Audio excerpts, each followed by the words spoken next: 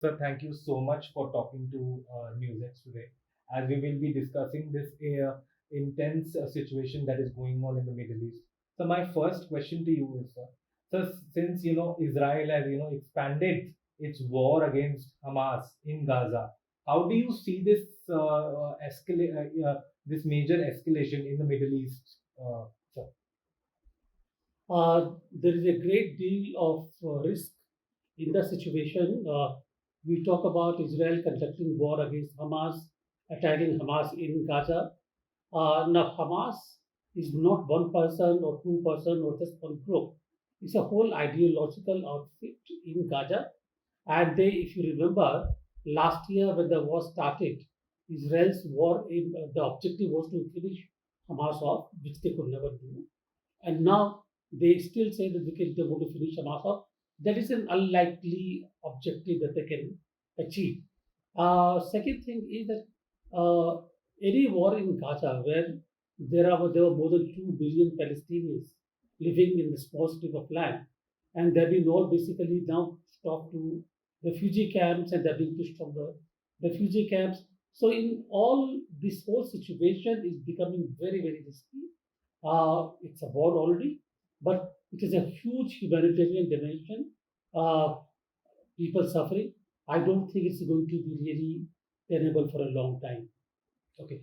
Sir, if we talk about, like since there is a wider escalation, major escalation going on in the Middle East right now, because, Israel is engaged, is at war with three militant groups, be it Lebanon, be it in Hezbollah in Lebanon, be it Houthis in Yemen, and be it Hamas in Mm. Gaza. So, do you think that how is this situation favorable?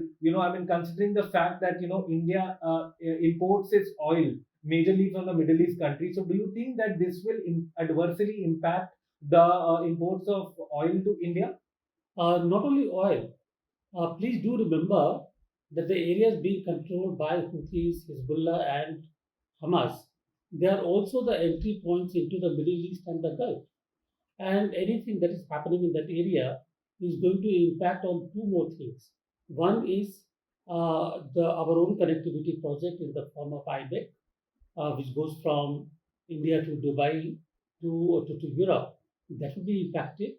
And in addition to that, there's a huge number of Indian diaspora which works in the Middle East. So the whole operation against uh, Hezbollah in Lebanon and Houthis in Yemen is going to impact on India's relations with those countries, oil imports, as well as the whole strategic metrics. It's going to be quite a problem in terms of India's foreign policy. In fact, Okay. So, like, how do you view this entire major escalation in the Middle East in the times to come? Do you see an end to the hostilities, to the this fighting or wars between Israel and these militant group? Specifically, we also talk about Iran. Iran has been, hmm, we can call Hezbollah a proxy of Iran. So Iran has been, funding this Hezbollah for quite some time. And do you see an end to this end to the war that has been going on in the Middle East for quite some time? see what is happening now in that area is, first of all, I mean, if you look at uh, the main players in the area are Iran, Persian Empire, Saudi Arabia, the Arab Empire, Egypt, Lebanon, etc. Lebanon was occupied by France before, speaks mostly French, Christian country, slowly became, it's an Arab country and slowly is coming back to Islam. Therefore, what I see now happening is that under the garb of Israel-Palestinian war, the theater has the potential of expanding into a Gulf versus Persian war. Okay, Gulf and Iran. Iran has these proxies in the form of Hamas, etc., which are actually at the connecting point, the ports, which goes up to the south, Saudi Arabia, and to the Middle East countries. And traditionally, both these empires have been at loggerheads. So essentially, what is not happening is that unless it is stopped now, it can again generate into the second or third or whatever it is, Persian Persia versus Arab war, and that will be very very dangerous because then Saudi Arabia, Yemen, Qatar, etc., will have to choose which side they want to be. It's a difficult situation. So if we talk about U.S. President Donald Trump, during his election speeches also we saw that he repeatedly said in his election speeches that he will end this war between Israel and Hamas once he comes to the power. But it seems that that the ceasefire deal that he had brokered between Israel and Hamas did see some results. Where hostages and prisoners on both the sides because Hamas also released some Israeli hostages, and Israel also released some Hamas prisoners. But it could not be completed, and now what has been the result that Israel has expanded its attacks against the Hamas. So do you think that Trump has significantly he has somehow down the line he has failed on his promise that he would end this Israel Hamas war?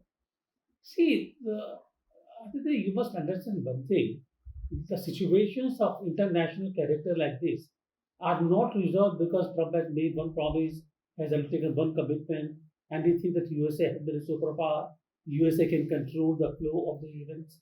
Again, it doesn't happen like this.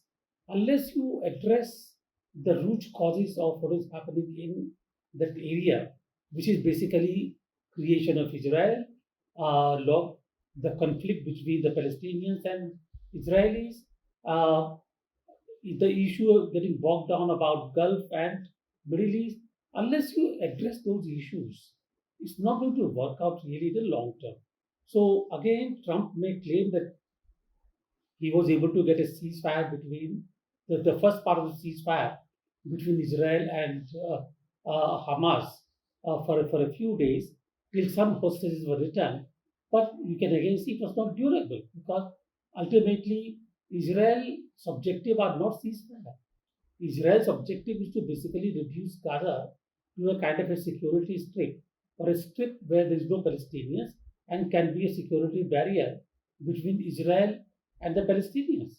Now, if you want to occupy Gaza and turn Gaza into an occupied military land, will Saudi Arabia allow it to happen? So, uh, Trump may have a vision, and then he thinks that he can convert Gaza into a kind of a Middle Eastern marina beach. You feel like laughing at this kind of ideas. No, I don't think Trump really thought that it will achieve peace or ceasefire. His objective, again, just like in the case of Ukraine, was essentially a temporary peace, ceasefire, till something else can come up. I don't think he ever really thought of resolution of disputes or establishment of peace.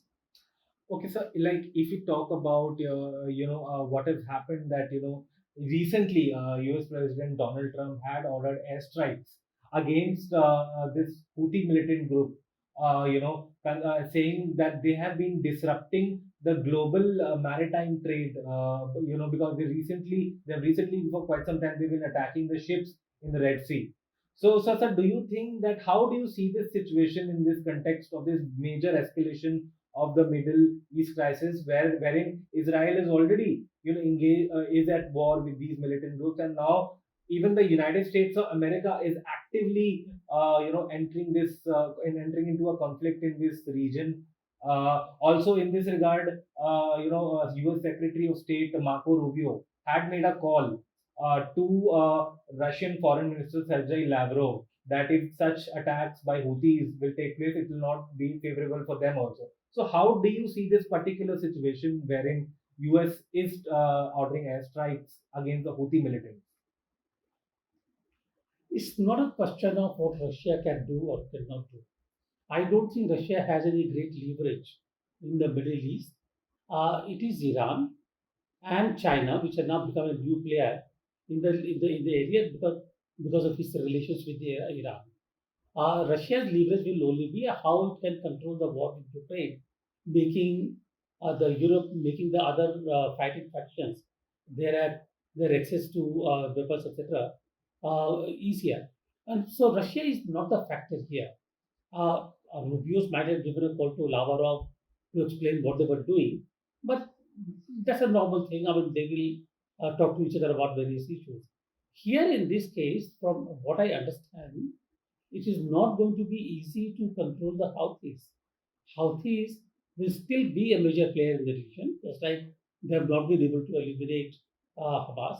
They have not been able to eliminate Hezbollah, despite whatever they did. So Houthis will continue to exert a lot of pressure on the trade passing through the Gulf, to the Gulf, Yemen's port, and up to the Red Sea. So, till the situation in Middle East comes to a bit of a resolution or quiet, and but there is some kind of an understanding, how this can continue to be an irritant for quite a long time, as my understanding goes. Okay, so like if we see this major conflict that is being going on in the Middle East, do you think that countries like Saudi Arabia, UAE, and Qatar can bring some sort of stability in the Middle East? Considering the fact that they are not at war with Israel at the moment, so can these three countries, Saudi Arabia, Qatar, and United Arab Emirates, can bring some sort of stability in the region? They are very influential partners, players in the area, and they can certainly contribute a lot to the political process in the area.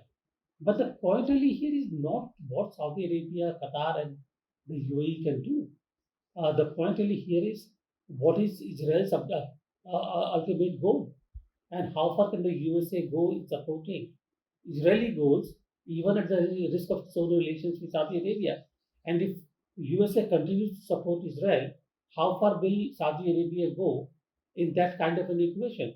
My understanding is that with the kind of goals that Israel seems to have indicated, that they want to basically make Gaza completely free of Palestinians, Saudi Arabia, Qatar, and the UAE may not want to play a ball, and therefore they will have difficulties unless, of course, it depends upon the kind of deals that Trump is able to negotiate with other countries.